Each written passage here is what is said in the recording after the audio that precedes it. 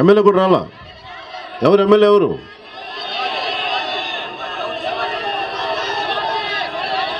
శివాజీ గారా? గౌత్ శివాజీ గారా? ఎమ్మెల్యే గారు కనిపించట్లేదు.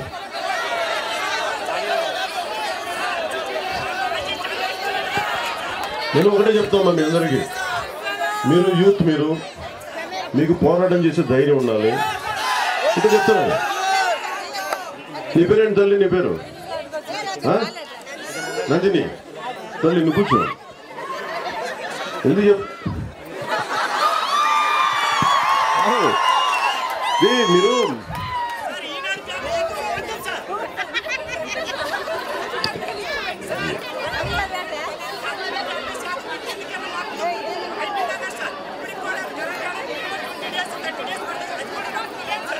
ఇరవై రోజులు పడతా?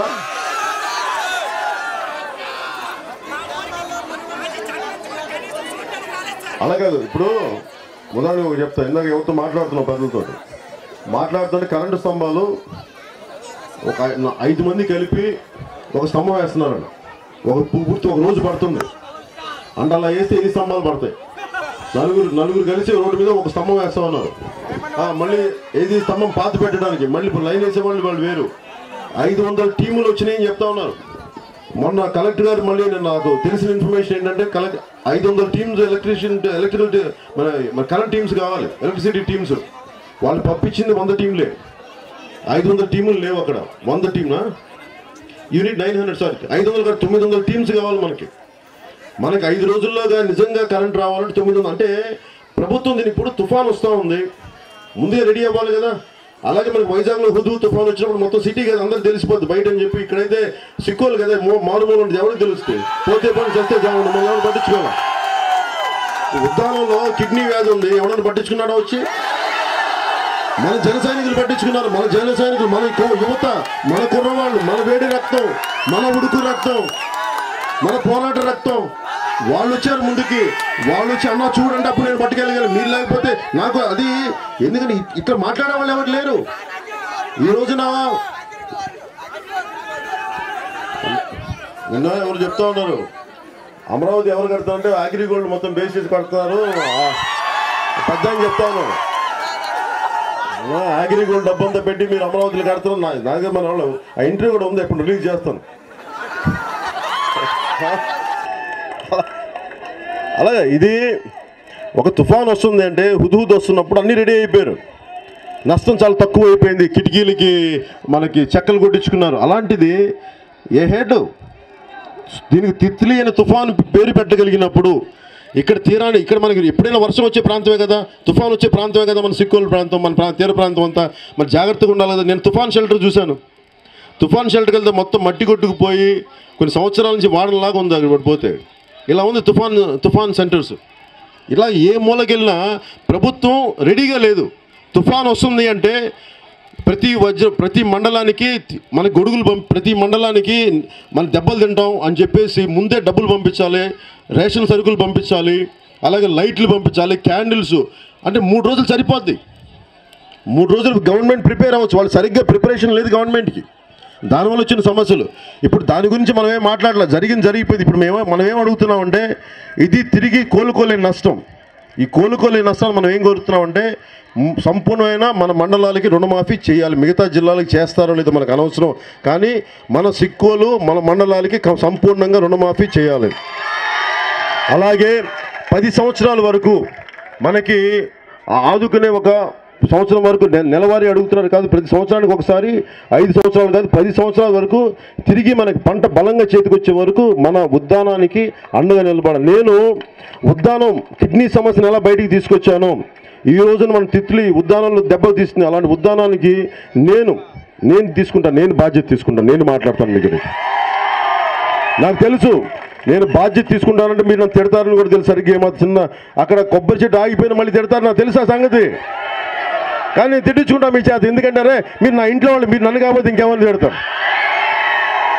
మీ ఇంట్లో వాడిని రేపు పొద్దునకు వచ్చి మన గ్రామాలు పోయి అన్న వల నువ్వు ఇప్పిస్తానో సరిగ్గా రాలేదు నేను తిడితే నేను పడతాను ఆ మాట. అరే నువ్వు బోట్ రిపేర్ చేయిస్తానో నువ్వు డబ్బులు సరిగ్గా ఇప్పించాలి పడతాను ఆ మాట. నేనేంటంటే ఆ మాట పడకుండా చేయించుకున్న బాధ్యత నాది, నేను చేయిస్తాను అన్నమాట. అలాగే నాకు 1000 కోట్ల అవసరం లేదబ్బా మిగతా వాళ్ళలాగా. నాకు నా బిడ్డల్ని ముఖ్యమంత్రులు చేయాలని నాకు కోరికలు లేవు. వాళ్ళు ఏదో రీజనబుల్ చదువుకొని ఎవరిని దోపిడీ చేయకుండా చాలా భగవంతుడి బోళ్ళని దండాలు పెట్టుకుంటా, నాకేమొద్దు ఎవరిని దండం.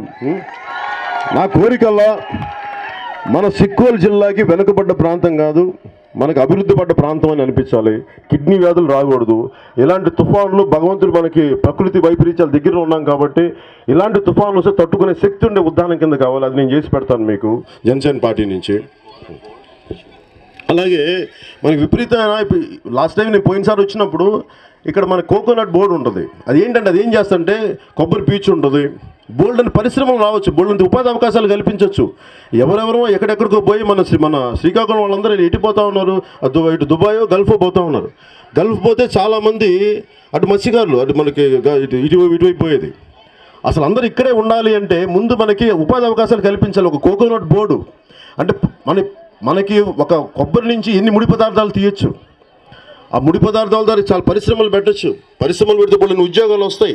ప్రకృతి దెబ్బ తినకుండా మనకి కోకోనట్ బోర్డు లాంటిది పెట్టచ్చు, మంచి ఉపాధి అవకాశాలు వస్తాయి. అలాగే జీడీని ప్రాసెస్ చేసే మన క్యాష్యూ బోర్డు పెట్టచ్చు.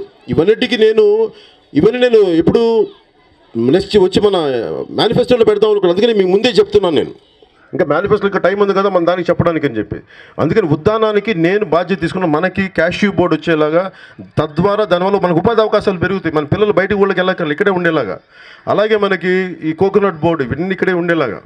అలాగే మన మత్స్యకారులకి ముఖ్యంగా మీరు బలంగా ఎక్కువ దూరం వెళ్ళగలిగే బోట్లు, బలమైన బోట్లు, అలాగే మీరు వేట చేసుకొస్తే అది స్టోరేజ్ చేసుకునే ఫెసిలిటీసు, దాని దిశగా నేను మేనిఫెస్టోలో పెడతాను, మీకు అండగా నిలబడతాను. ఎందుకంటే నేను ముఖ్యమంత్రి కొడుకే ముఖ్యమంత్రి అవ్వాలని ఏముంది అని ముఖ్యమంత్రి కొడుకు కావాలా? అరే నేను కానిస్టేబుల్ కొడుకుని, నేను కానిస్టేబుల్ కొడుకు ముఖ్యమంత్రి కాకూడదా? ఇప్పుడు నాకేంటంటే మీకు ఇప్పుడు దాకా తెలియదు కదా, చిన్నప్పుడు మా నాన్న చెప్తూ ఉన్నాడు, మా నాయన ఏమంటే అడ్డపోగాక తాగేదంట. అడ్డపోగాక అవి ఏమైందంటే అవి మన శ్రీకాకుళం జిల్లా నుంచి వచ్చింది. వచ్చి కూర్చొని అడ్డపోగాక తాగితే మాట్లాడేది. నాకు బంధం ఉంది శ్రీకాకుళం జిల్లాతోటి, అనుబంధం ఉంది నాకు. ఇది నా నాయనమ్మ ఊరిది, నేను ఎట్టుపోతాను నేను ఎక్కడికి,